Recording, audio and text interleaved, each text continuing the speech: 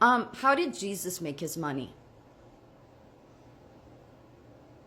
He didn't. He really didn't even accept money. He put Judas Iscariot in charge of any coins, but what he accepted was food, grapes. He went town to town. That's why he told the wealthy man, sell everything you own and come with me. So the gifts he would take were things that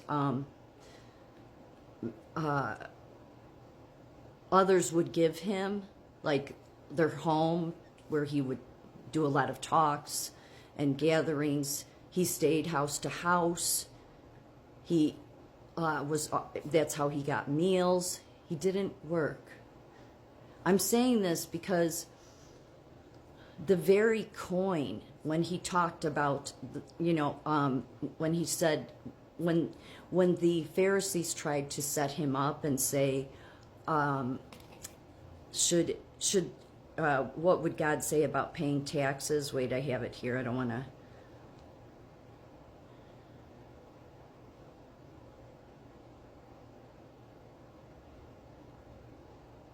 The Pharisees, is it lawful to pay taxes to Caesar? Then they sent to him some of the Pharisees to catch him in his words. When they had come, they said to him, Teacher, we know that you are true and care about no one, for you do not regard the person of men, but teach the way of God in truth. Is it lawful to pay taxes to Caesar or not? Shall we pay or shall we not pay? But Jesus, knowing their hypocrisy, said to them, Why do you test me? Bring me a denarius, that I may see it. So they brought it, and he said to them, Whose image and inscription is this? They said to him, Caesar's. And Jesus answered and said to them, Render to Caesar the things that are Caesar's, and to God the things that are God's. This is a denarius. There's many different kinds that they had. This was 83 BCE, depicting Venus with a banker's mark next to the tip of the nose. I'm saying this because it all ties in to that the coin was the mark, because it's buy and sell. And this is why I said Revelations has been playing out over a span of time. So Jesus, in some areas, this is where discernment is so needed, is talking to the people of that time, that this is what I don't want you to do. I don't want you to take the mark of the beast. And how did he live his life? He did not take it. He showed, I did not take it. He was saying, I want you to imitate me. Do not take it.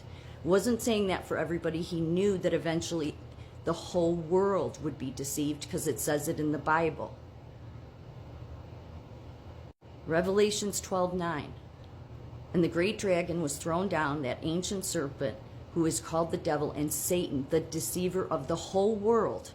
The whole world. So that's everybody. That's not, because everybody likes to say, oh, well, that's just some people. No, the whole world. So that's why the Bible doesn't conflict. But if you read Revelations, it says in one part, don't take the mark. Those that take the mark are basically doomed. He's talking to a different time period. He was talking to the apostles and the disciples. This is going to come in your time. I do not want you to take it. Later, he knows that the whole world's going to fall under the beast system.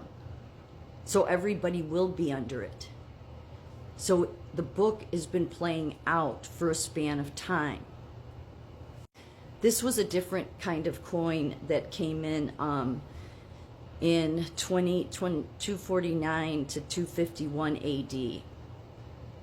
And you can see it's the type of coin that's a 666. Because everybody, the 666, everybody has been told, because that was taught at what seminary school, and it's been taught by the very people that don't realize they're listening to people that have been, taught not by the Holy Spirit, but taught by people that want you to believe that it's this chip that goes in your hand and no, it's the money system.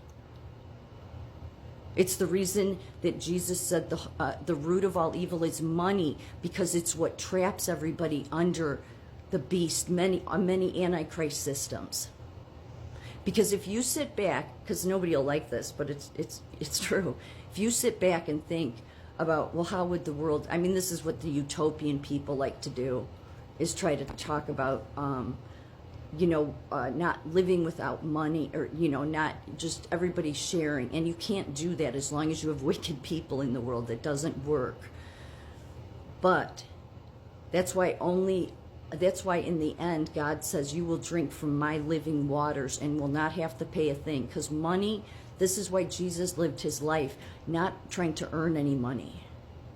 That's why he was so furious, and he beat people. He was enraged when they were selling stuff in the temple, because it bothered him enough, because Caesar, every ruler is on the coins, just like our dollar bills.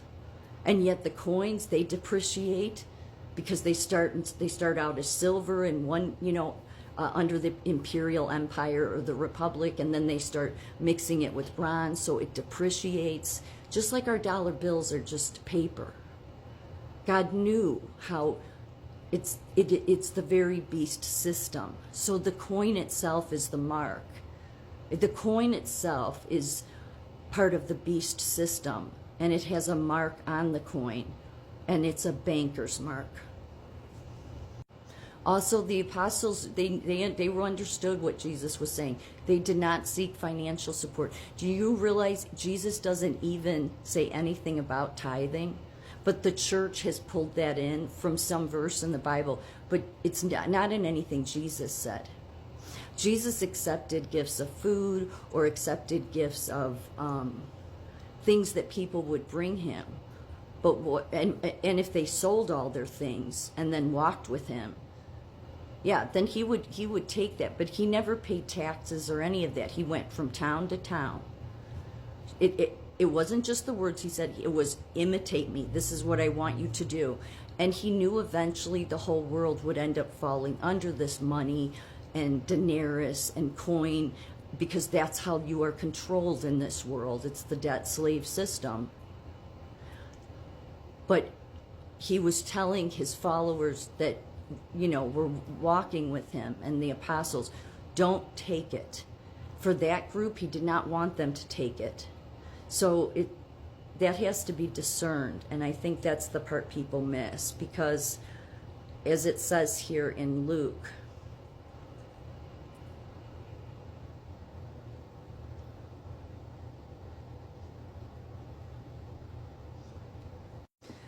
nation will rise against nation, kingdom against kingdom. There will be great earthquakes, and in various places famine and pestilence, and there will be terrors and great signs from heaven. But before all this, they will lay their hands on you and persecute you, delivering you up to synagogues and prisons, and you will be brought before kings and governors for my name's sake. He's talking about the people, the disciples and the apostles, that time period.